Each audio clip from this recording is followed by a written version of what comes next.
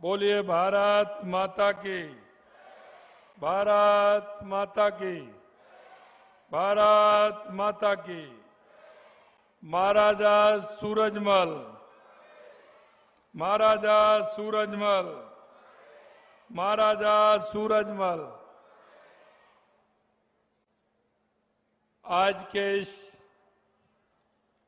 महाराजा सूरजमल ब्रज विश्वविद्यालय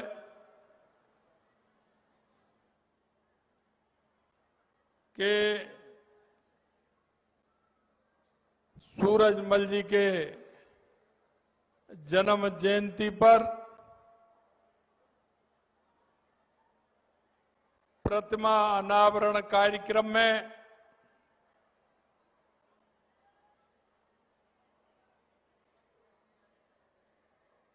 राजस्थान सरकार में मेरे साथी, राजस्थान के उप मुख्यमंत्री सम्मानीय प्रेमचंद जी बैरवा साहब, कैबिनेट में मेरे साथी, आपके अपने लोक लाडले भाई जवाहर सिंह जी बेड़म साहब, हमारे साथी विधायक पूर्व सांसद रहे ऐसे सम्मानीय बहादुर सिंह जी कोहली साहब, कामा से हमारी विधायक नौक्षम चौधरी जी, हमारे पार्टी के नेता और महाराजा सूरजमल के वंशज कुमार दीपराज सिंह जी, प्रोफेसर रमेश चंद्रा जी कुलपति, पार्टी के वरिष्ठ नेता पूर्व जिला अध्यक्ष भाई सत्येंद्र गोयल साहब, मेरे सामने जो विराजमान है इस भरतपुर की और भरतपुर के काम की और विकास की चिंता करने वाले ऐसे सभी प्रबुद्धजन, इस हमारे गांव से आए सभी पूजा योग बुजुर्गों, नौजवान दोस्तों और हमारे इस विश्वविद्यालय से संबंध रखने वाले ऐसे महाविद्यालयों से आए ऐसे सभी छात्र और छात्राओं, सबसे पहले तो मैं धन्यवाद देना चाहता हूं कुलपति साहब को कि उन्होंने इस तरह के पुण्य कार्य में मेरे को बुलाया। मित्रों, महाराजा सूरजमल का जब नाम लेते हैं भुजाएं फड़क उठती हैं। महाराजा सूरजमल का जब नाम लेते हैं तो उनके नाम लेने से ही मन के भाव बदल जाते हैं। क्योंकि मैं ये बात आपको इसलिए कहना चाहता हूं, प्रदेश नहीं देश नहीं सारी दुनिया के अंदर महाराजा सूरजमल ने जो किया है वो इतिहास बनाया है, वो आज तक किसी ने नहीं बनाया। आपने देखा होगा क्योंकि अगर बगल में हम देखेंगे 20 किलोमीटर और 25 किलोमीटर की दूरी पर, 50 किलोमीटर की दूरी पर जिनकी सल्तनत थी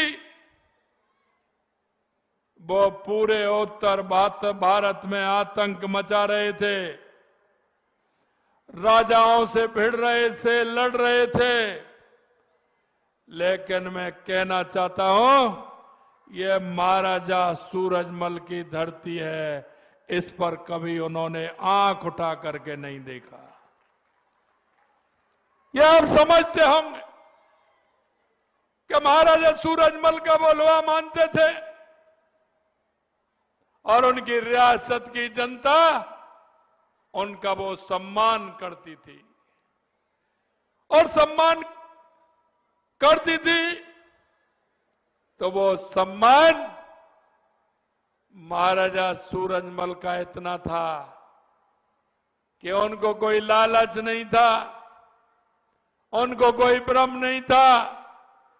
वो हमेशा दूसरों की मदद करते थे और जब सेनाएं आती थी उनको आगे निकालने का काम महाराजा सूरजमल करते थे। कभी उन्होंने इस रियासत की तरफ आंख उठा करके भी नहीं देखा था। जब आवश्यकता पड़ती थी महाराजा सूरजमल और उनके वंशजों को याद करते थे। आज के उनकी जन्म जयंती पर मुझे यहां आकर बहुत बड़ी प्रसन्नता हुई है। मेरे को बताया कि संवाद कार्यक्रम है, संवाद कार्यक्रम के साथ मूर्ति का अनावरण है। मैं आपसे कहना चाहता हूं और ये जो सामने मेरे पीढ़ी युवा पीढ़ी बैठी है उनसे भी मैं कहना चाहता हूं, हमें अगर आगे बढ़ना होगा तो हमें परिश्रम करना होगा। भगवान कृष्ण ने कहा है कि कर्म करिए, बाकी मुझ पर छोड़ दीजिए। मैं यहां सभी महाविद्यालय में पढ़ने वाले सभी विद्यार्थियों से आह्वान करना चाहता हूं कि आपको एक बहुत अच्छा समय मिला है, आपको एक मौका मिला है, वो भी आसमान में उड़ने का, अपनी प्रतिभा दिखाने का। आप आइए, मेहनत करिए, सपने देखिए, लेकिन रात में नहीं, खुली आंखों से दिन में सपने देखिए और उन सपनों को पूरा करने के लिए दिन रात परिश्रम करिए। मैं आपसे यही कहना चाहता हूं कि परिश्रम की पराकाष्ठा होगी। आपने जो मन में सपना देखा है उस सपने को पूरा करने का काम आप करोगे। मेरे युवा साथियों, मैं आपसे और एक आग्रह करना चाहता हूं कि हमारी सरकार युवाओं के लिए, युवाओं के उत्थान के लिए, युवाओं को ऊंचाइयां देने के लिए हमारी सरकार तैयार है। कुलपति जी कह रहे थे कि हमें हमारे इस विश्वविद्यालय में आवश्यकता है, आप आइए, कौन सी फैकल्टी चाहते हैं योजना बनाइए, ठीक प्रकार से योजना बना करके हमारा कार्य किस प्रकार होगा इसकी भी योजना बनाइए। आप बढ़िया योजना बनाओगे, निश्चित रूप से जो आप काम चाहते हो, यहाँ के जो काम चाहते हैं, उन कामों को निश्चित रूप से हम पूरा करने का काम करेंगे। मैंने अभी इस बजट में कहा था कि हमारा राजस्थान एक ऐसा राजस्थान है, क्योंकि सबसे ज्यादा अगर सैनिक देखेंगे तो राजस्थान के अंदर है। राजस्थान के जिस जिले में जाएंगे आपको सैनिकों की भरमार मिलेगी। मैं एक युवा दौड़ में गया था, उन्होंने मेरे को आमंत्रित किया, वो बोल रहे थे, मैंने कहा कि राजस्थान का किसान का बेटा, उन्होंने कहा कि बंबई में सुबह 10 बजे युवा जगता है, 11 बजे युवा जगता है। मैंने कहा ये राजस्थान का युवा, आप अगर गांव में निकलोगे तो सुबह 5 बजे 6 बजे सड़क और गांव के रास्ते में दौड़ करता हुआ मिलेगा। आपको वहां दौड़ करता और मेहनत करता हुआ मिलेगा। ये राजस्थान है, यहां का युवा हर क्षेत्र में आगे है और इसीलिए मैंने कहा है कि राजस्थान के अंदर हम प्रतिभा तलाशने का काम करेंगे, हर क्षेत्र में आगे बढ़े। इसके लिए हमने कहा कि 2028 के ओलंपिक और 2036 के ओलंपिक भी तैयारी हम आज से करेंगे। आज से ओलंपिक की तैयारी करते हुए हम हर खेल की व्यवस्था करते हुए एक आवश्यकता के हिसाब से हर संभाग में हम युवाओं के लिए युवाओं के खेल के लिए विश्वविद्यालय की स्थापना करते हुए उसको आगे बढ़ाने का हम काम करेंगे। हम जब निश्चित रूप से काम करते हैं और काम में हमारे अंदर विचार में आता है, उसकी योजना बनती है, उस योजना के आधार पर चलते हैं तो निश्चित रूप से हमको कामयाबी मिलती है। मैं आपके बीच में इतना कहना चाहता हूं कि हमारी सरकार को आए अभी कल 2 महीने होने वाले हैं। अभी आज 59वां दिन चल रहा है, 60 दिन कल होंगे।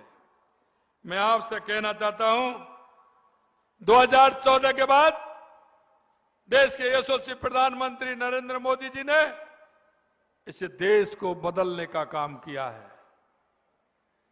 आप किसी भी क्षेत्र में जाइए, कांग्रेस के लोग गरीबी हटाओ का नारा देते थे, हमेशा आजादी के बाद से उन्होंने लगातार नारा दिया, लेकिन गरीबी हटाने का काम नहीं किया। पिछली बार भी आपने देखा होगा वायदे किए थे, लेकिन किसी भी वायदे को उन्होंने पूरा नहीं किया। आपने देखा होगा किसानों के साथ छलावा, युवाओं के साथ छलावा, बेरोजगारों के साथ छलावा, महिलाओं के साथ अत्याचार, दलितों के साथ अत्याचार। इस प्रदेश में भू माफिया, खनन माफिया, गैंगस्टर हमारे प्रदेश में पनपने लग गए थे। अरे ये शांति की धरती है, ये शक्ति और भक्ति की धरती है, इसमें कभी ऐसे नहीं होता था। हमने उनको जवाब देने का काम किया। हमारे संकल्प पत्र में जो वायदे किए, हमने पहले दिन से उन्हें पूरा करने का विचार बनाया और हमने पूरा करने का स्टार्ट भी हमने कर दिया है। व्यक्ति की इच्छा शक्ति होती है, काम के प्रति उसका भाव होता है, तो निश्चित रूप से ईश्वर भी उसकी मदद करता है। मैं आपको बताना चाहता हूं कि मैंने 15 दिसंबर को शपथ ली थी। 16 दिसंबर को कहा कि युवाओं के साथ कुठाराघात हुआ है, 19 में से 17 पेपर लीक हुए। हम किसी भी तरह से इसको सहन नहीं करेंगे। हम इन नकलचियों को किसी कीमत पर नहीं छोड़ेंगे और हमने कहा हम एसआईटी का गठन करेंगे। हमने एसआईटी का गठन किया और उनको पकड़ना भी प्रारंभ कर दिया है। 25 लोगों को हमने गिरफ्तार भी किया है। मैं आपसे कहना चाहता हूं, युवा के वो सपने होते हैं, युवा का वो भाव होता है, युवा के मन में विश्वास होता है। जब पेपर लीक होता है, युवा के सपने चूर चूर हो जाते हैं। हमने कहा जो युवाओं के सपने को चूर चूर करने वाले, उनको किसी भी कीमत पर छोड़ा नहीं जाएगा। यह हमने जनता के बीच में वायदा किया है। यही नहीं मित्रों, हमने कहा यह गैंगस्टर यहां नहीं चलेगा। हमने गैंगस्टरों के लिए भी गैंगस्टर टास्क फोर्स का निर्माण भी किया है, वो भी एडीजी के उसमें किया है। और आपने देखा होगा हमने 1000 से ज्यादा पकड़े थे, उनमें किस तरह के उनका आंकलन किया और आज भी बंद है। जेल में अगर मोबाइल गया है तो उनको भी सस्पेंड करने का काम किया है, क्योंकि जेलों में से सिंडिकेट चलने लग गया था, जेलों में भी इस तरह के काम होने लग गए थे, तो उसको भी हमने रोकने का काम किया है। हमने किसानों से वायदा किया था कि हम किसान सम्मान निधि को 6,000 से लेकर के हम 12,000 करेंगे। हमने पहली किस्त कह दिया है, हमने पहली किस्त जारी की है और 2,000 बढ़ाने का काम किया है। जो किसान को माननीय यशस्वी प्रधानमंत्री जी 6,000 रुपए देते थे, हमने उसको राज्य सरकार से 2,000 बढ़ाकर 8,000 करने का हमने काम किया है, क्योंकि हम किसान का ध्यान रखते हैं। हमने किसान से कहा कि हम समर्थन मूल्य गेहूं का बढ़ाने का काम करेंगे। हमने समर्थन मूल्य भी 2275 से 125 रुपए बढ़ा करके 2,400 रुपए करने का काम हमने हमारी विधानसभा के अंदर किया है। यही नहीं मित्रों, हमने कहा कि हम सिलेंडर 450 रुपए में देंगे। राजस्थान के 77 लाख महिलाओं को 1 जनवरी से 450 रुपए में सिलेंडर देने का काम हमारी राजस्थान की सरकार ने किया है। मैं आपसे कहना चाहता हूं मित्रों, हमारी योजना है, जिन योजनाओं को लेकर के हम चले थे, हमने कहा हमारी डबल इंजन की सरकार होगी। राजस्थान की सबसे प्रमुख योजना और पूर्वी राजस्थान के 13 जिलों की प्रमुख योजना, हमने कहा कि ये पूर्वी राजस्थान वो राजस्थान है जो कभी पानी से परेशान रहता था, आज वो पानी के लिए परेशान है। हमारे यहां 3-3, 4-4 नदियां आती थी, रूपारेल आती थी, बाणगंगा आती थी, गंभीर आती थी, हमारे यहां से भी कुकुंद नदी आती थी, लेकिन हमारी सारी नदियां सूख गई। पानी की आवश्यकता, हमने कहा कि हम ईआरसीपी को नया रूप देकर के लाएंगे, केंद्र के सहयोग से लाएंगे। हमने 1.5 महीना नहीं हुआ, 1.25 महीने में ईआरसीपी की योजना बनाते हुए मध्य प्रदेश सरकार से और केंद्र से समझौता करते हुए उसे लागू करने का काम हमने किया है। ये पूर्वी राजस्थान के 13 जिलों के लिए जीवनदायिनी है, जीवनदायिनी है। ये सपना देश के यशस्वी पूर्व प्रधानमंत्री भारत रत्न अटल बिहारी वाजपेयी जी ने देखा था। उन्होंने कहा कि हम नदियों से नदियों जोड़ने का काम करेंगे। 2003 और 4 में यह काम माननीय अटल बिहारी वाजपेयी जी ने किया। हमारी सरकार चली गई, उसके बाद 2013 में हमारी सरकार आई, तो माननीय हमारी वसुंधरा जी की सरकार ने इस ईआरसीपी की योजना को आगे बढ़ाने का काम किया। कांग्रेस के लोग उसको लेकर के बैठे रहे, उस पर राजनीति करते रहे। हमने कहा भाई आप इस पर राजनीति क्यों कर रहे हैं? आपकी मध्य प्रदेश में भी आपकी सरकार थी। मैंने उनको पत्र दिखाया, जब मैंने इनके पत्र निकाले थे, इनके मुख्यमंत्री, जहां गहलोत साहब मुख्यमंत्री थे और वहां कमलनाथ जी थे, इन्होंने जो पत्र लिखा उनके लिए उन्होंने उल्टा पत्र लिखा। इन्होंने कहा कि हम कोई समझौता नहीं करने वाले, हमारे को नहीं चाहिए। इनको फटकार के भगा दिया। उन्होंने कहा कि अगर आप करोगे तो हम कोर्ट में, वो कोर्ट में चले गए, उन्होंने कोर्ट में रुकवा दिया। बार बार केंद्र के आग्रह पर भी वो नहीं आए, यहां तक कि सेक्रेटरी को भी नहीं आने दिया। अब हमसे विधानसभा में पूछ रहे हैं आपने कौन सा समझौता किया, ऐसा कर दिया, वैसा कर दिया। हमने कहा भाई आप हमें बताइए आपने क्या किया, आपने जो किया हो वो हमें बता दो। आपने कुछ नहीं किया। अरे हमने जो हमारा था, जैसा था हमने किया, और अब भी हम कर रहे हैं। मैं आपसे कहना चाहता हूं, आदमी की इच्छा शक्ति होती है, पार्टी जो करना चाहती है, सरकार जो करना चाहती है वो करके दिखाती है। हमने कहा कितनी भी बाधा आए, कुछ भी हो, इस पानी को लेकर के आएंगे। हमने हमारे भाई जी को बुलाया, मोहन यादव जी को हमने फोन किया, भाई हमारे 13 जिलों को फायदा होने वाला है। बन के भाई साहब हम आने वाले हैं। मैंने कहा आज हम दिल्ली आ जाइए, दिल्ली मिलेंगे, दिल्ली चलते हैं। उन्होंने कहा नहीं, पहले मैं जयपुर आऊंगा, आपको साथ लेकर के दिल्ली चलूंगा। मैंने कहा ये होता है भाईचारा, ये होता है अपनापन। उन्होंने आए, दिल्ली से जयपुर आए, साथ लेकर के गए और समझौता कराया। मित्रों, मैं कहना चाहता हूं, भारतीय जनता पार्टी की यह सरकार है। आपने जिस तरह से, जिस भाव से, जिस मन से, जिस इच्छा शक्ति से राजस्थान के अंदर सरकार को चुना है, आपके सामने रखे एक एक वायदे को हम पूरा करेंगे, यह हम आपको विश्वास दिलाना चाहते हैं। मैं कहना चाहता हूं मित्रों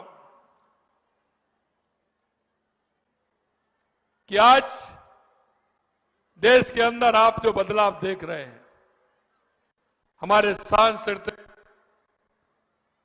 स्थिति को कितना नुकसान पहुंचाया था, हमारे सांस्कृतिक केंद्रों को नष्ट करने का काम किया था।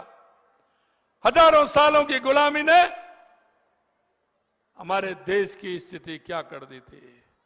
लेकिन नए नए काम देख रहे हो। आज मैं एक शहीद के मूर्ति अनावरण के कार्यक्रम में था।